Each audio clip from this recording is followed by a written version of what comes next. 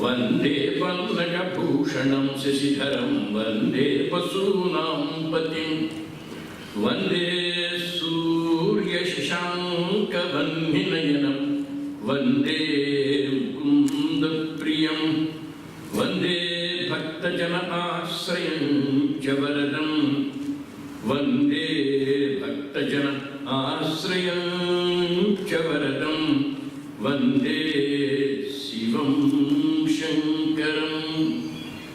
Friends, from the existing level, if we are taken to a higher level, it is yoga. Takes us to a higher level, higher happiness, higher abilities, higher strength, everything better, better, better.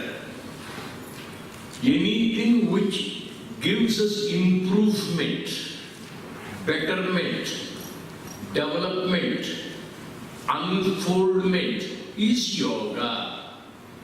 If we are getting 60%, if we are to get 90%, it's yoga. If I am 80 kilos and if I become 75, it's yoga. If I am fat, if I become slim, it is yoga. From the existing, you have to rise, grow to a better level, higher level, more happy position. And that is yoga in simplest words. And what is it that it takes from the lower to a higher level? There are many yogas. In the Bhagavad Gita, you have 18 chapters. All the 18 are yogas. At the end of each chapter, you will find Iti Srimad Bhagavad Gita Su Upanishatsu Brahma Vidyayam Yoga Shastre. This is yoga. It's the science of yoga to take you to a higher level. Among all the 18, we have tried to condense. We have made them into 4 yogas, 4 streams of yogas, 4 rivers of yogas, 4 methods of yogas, 4 ways of yogas. What are they? Raj Yoga. In the simplest sentence, what is Raj Yoga, sir? We have the willpower, we have the determination, we have the firmness, we have the strength, we have the decision-making capacity, but now and then it becomes weak. Now and then it becomes dull. Now and then it becomes feeble. Raja Yoga strengthens it. Strength is hidden in us. Now and then it becomes weak. Now, Raja Yoga, when we practice, that hidden strength becomes stronger. We have the lamp, we have the wick, and there is the light. After some time, the light comes down. It requires a little more oil. The wick has to be pushed and the carbon is to be removed. Then the light becomes once again bright. This process is yoga. Lamp is there, wick is there, light is there, but it becomes slow, dull, it begins to fade away. We take the scissors or with hand, we just remove that carbon, we add some more oil, make the light bright once again. Raja Yoga is only to improve what we already have. yoga does not give anything which we do not have. Everything is available with us. Willpower is hidden in us. Strength is there with us. Determination is there with us. Firmness is there with us. But that sometimes becomes weak. Now it strengthens. So in the simplest sentence, Raja Yoga strengthens the willpower. Willpower is present. Then we come to Jnana Yoga. Jnana is knowledge. Knowledge is obtained through intellect, through brain. The brain is sharp. Intellect is sharp. But now and then, this intellect becomes a little dumb, deaf, dull. Then we sharpen the intellect. When you are preparing for the examination, when you are memorizing the essay, sometimes we feel a little drowsy. It's already 11 o'clock in the night. Next day examination, we are becoming drowsy. Then you take a little tea to brighten up, to make your brain sharp, to make your intellect sharp. This Jnana Yoga sharpens the intellect. If you go to a barber, old barber, he has the knife. There is a stick or something to sharpen the knife. After 2-3 shaves, the knife is likely to become less sharp, and then he sharpens it. Jnana Yoga, by questioning and answering process, Prashnena Sevaya, our intellect becomes sharper. Willpower becomes strong, Raja Yoga. Intellect becomes sharp, Jnana Yoga. And in Bhakti, we have love. Impossible, there is no person without love.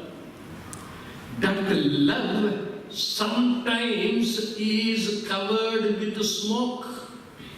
Sometimes is obstructed, sometimes is not pure, sometimes it is not spontaneously flowing. This love is now to be purified, to be brightened, to be ennobled, to be sweetened. Should become very sweet. Bhakti Yoga sweetens love. All the three, determination, your intellect, your prema, when they are translated into action, useful action, profitable action to everybody, then it is Karma Yoga. I have given you the simplest definitions. Raja Yoga strengthens willpower. Jnana Yoga sharpens intellect. Bhakti Yoga sweetens love. What is this love? Love is present in every one of us. There is no exception. Willpower is present, intellect is present, love too is present. Whom you love, when you love, where you love, how you love, what you love, the intensity of love, the degree of love, the language of love, the expression of love may change. Some people express the love in a song. Some people express the love in a gift. Some people express the love only by looking. It is a question of expression. But love is present. Where is it present in the body? Some people say it is in the mind. Some people say it is in the heart.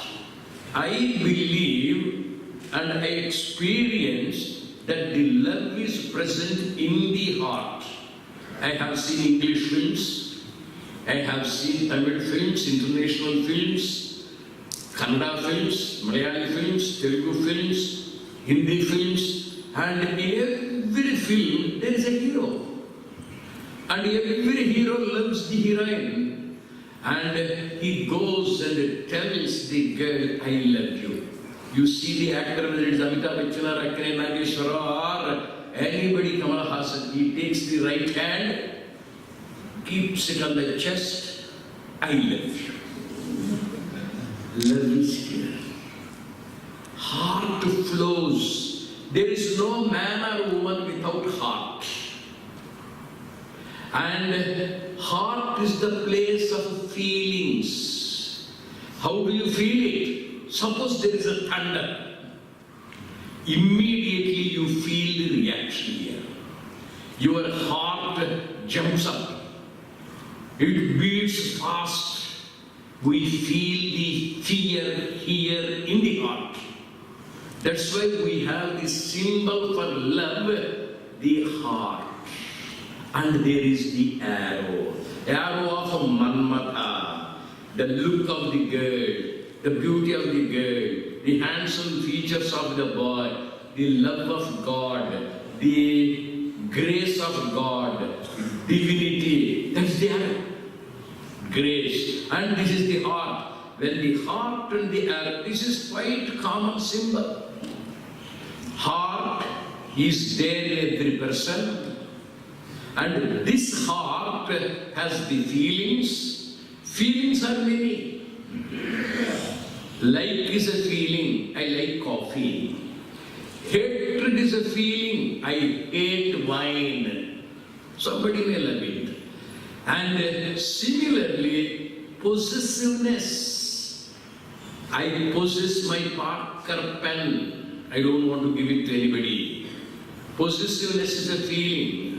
And then jealousy is a feeling. Envy is a feeling. I wear the white shirt. White, bright shirt. I go to the classroom. I take my seat on the bench. And my neighbor, a rich boy, he also has put on the white shirt. When I sit by his side, his shirt is brighter, his shirt is whiter, and it is like the advertisement of a particular washing soap. I look at my shirt, down. I look at my shirt, it is not very bright. I look at his shirt, very bright, very much shining. Then what is the feeling I have? Jealousy. Jealousy. When I was a student, there were two girls in our class. One girl, very tall, very beautiful. The other girl also equally tall, very beautiful. The one girl, tall girl, was always smiling, joyful, cheerful, talking, talkative. And the other girl is always dull, gloomy, bowing down the head. Both are equally beautiful. We went and asked that tall, beautiful, talkative girl, "Ma'am, you are always cheerful. Why your friend is always gloomy, always dull?" And the tall girl said, "Sir, every day I receive at least 10 or 15 love letters. I am happy. My friend, not a single letter. She is jealous. She is gloomy." Then we went to the post office in those days, bought the inland letters, and we wrote love letters to the other girl. From Venkat, from Ravi, from Ravichandran, from this man, that man. Your face is like moon, your teeth are like pearls. When you walk, we forget the peacock, much more wonderful, majestic. We wanted to make her attractive, light. After 10 days, her face brightened. Jealousy. My friend is seated. I looked at him. In those days, I have the fountain pen. Opened it. The ink pen. And I sprinkled on his back. Shanti. Anger feeling, hatred feeling, jealousy feeling, envy feeling. The feeling becomes emotion. It overflows. When it overflows, it becomes a flood. When it becomes a flood, it becomes action. And that action is worship. Feeling, love, and it grows to be an emotion. Emotion becomes a devotion. Devotion, when it is translated into action, worship. Anjaneya. I worship him. I collect the flowers, worship him. My girlfriend is very fond of Cadbury chocolate. I go to the shop, buy the Cadburys, and I give it to her. That is my way of worshipping her. Everywhere, the feeling grows, overflows, and then there is action. What are the steps in prema? The first is feeling. Other feelings are to be removed.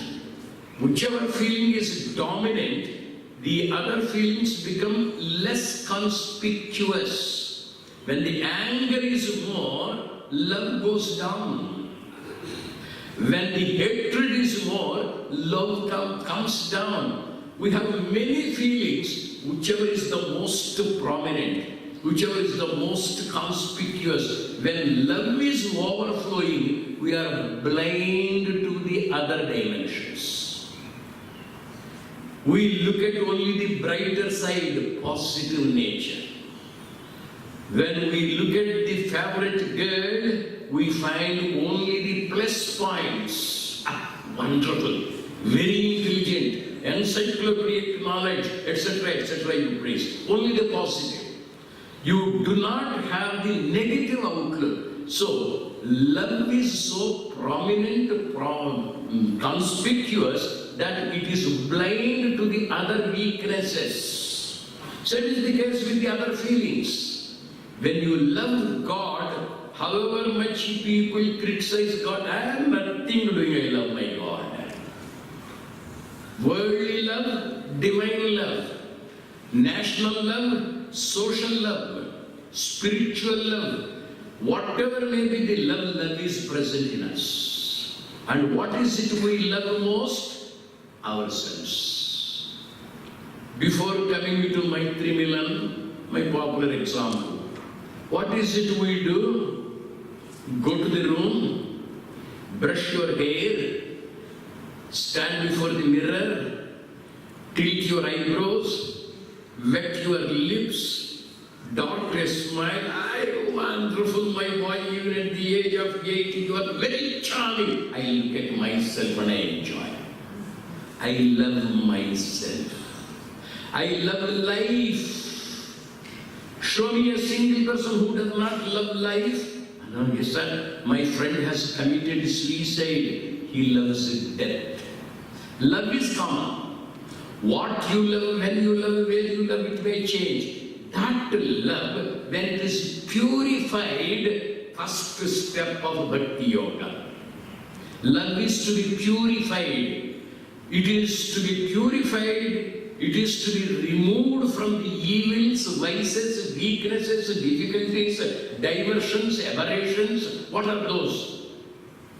Anger, hatred, jealousy, envy, all these side things are there. They are all to be chopped off. How do you chop them off? By improving love. When you love more, the other things automatically disappear. That's what Swami Vivekananda has practiced. His love is pure. He has divinized the love. when he was in America, when he was delivering lecture after lecture, people were coming, falling at his feet, listening to his talk. People were enamored of him, fascinated by his wonderful lectures. Every time he lectured after the talk, when he was going out, there used to be 10 or 15 or 20 people following him with doubts to be clarified, with questions to be answered, and some people just to go with him. And he was a very popular speaker, very powerful speaker, an excellent orator, a very good personality. One day, in one place, he spoke. After the talk, he went out. About 15-20 people followed him. Behind them, there was a beautiful girl, white girl, 20-year-old girl, a virgin girl, an unmarried girl. And the 15-20 people looked at that girl. Swamiji, that girl wants to talk to you, I think. We will talk later. Please give interview to her, give audience to her. Swamiji looked at her. The remaining people went. The girl came close, greeted him. Swamiji, yes, I want to talk to you privately. Welcome. Here it is open sky. There you find a tree. It has a shade. Under the greenwood tree's shade, we shall go. Speak there. Yes, sir. Both of them walked. Swamiji was looking with his characteristic folded hands, and the girl was looking at him. She looked at his toes. Slowly, slowly, slowly, she was looking. Tall turban. And from the turban down, again from the feet to the top, top to the toe, from the left shoulder to the right shoulder, she was looking this side, that side. 2 minutes, 3 minutes, 5 minutes, was Swamiji, what is this girl? What is it you want to say, my dear girl? Then she said, sir, wait, sir. I am drinking, sir. What is it you are drinking? Your handsome features, sir. Very attractive, sir. Your powerful eyes, sir. I was looking, sir. After some time, please tell me what you want to say. After some time, she showed one finger. You don't understand. She showed 4 fingers. No, I understand. And then she showed 3 fingers. And then Swamiji, poor man, he's a sannyasi, he does not know the language of body. And she said, I don't understand what you are trying to say. Sir, when I show you single finger I, when I show you 4 fingers L-O-V-E, and when I show you 3 fingers Y-O-U, I love you. If a girl tells me, what is my reaction? I look beside her. Swamiji, immediate reaction. I say, very good. My mother loves me. My brothers love me. My students love me. God loves me. I love God. Thank you very much, my child. I love you. Can we think of that purity? And then the girl was shocked. She said, Swamiji, it's not that love. Then you are very handsome, you are very attractive, very intelligent. I am a young unmarried girl. I want to become a mother, mother of a son, son who is exactly like you. I want to have a son by you, and the son should be like you. Very clearly she made the presentation.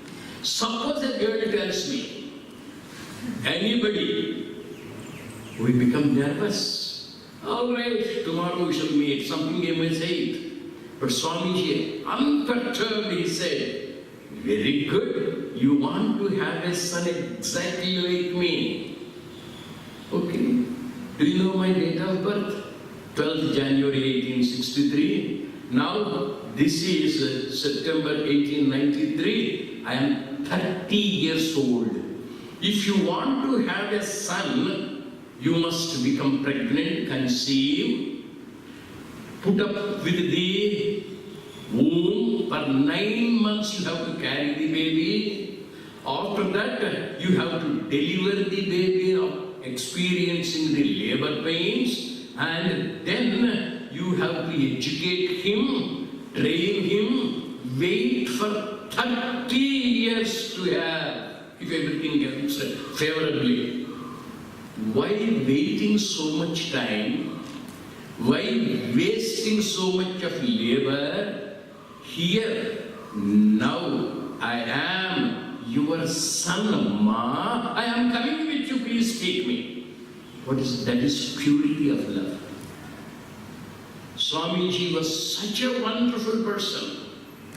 Our love is polluted by two things: desire, two, fear, and then body-centered lust. These three things, if you remove, love becomes pure. That pure love becomes noble. That noble love becomes divine. That divine love, when it is translated, it is devotion, and that is final worship. Having come to Prashanti, let us understand the spirit of love. Purity, purity, purity, nobility, divinity, and Sri Krishna is so. Let us meditate on it.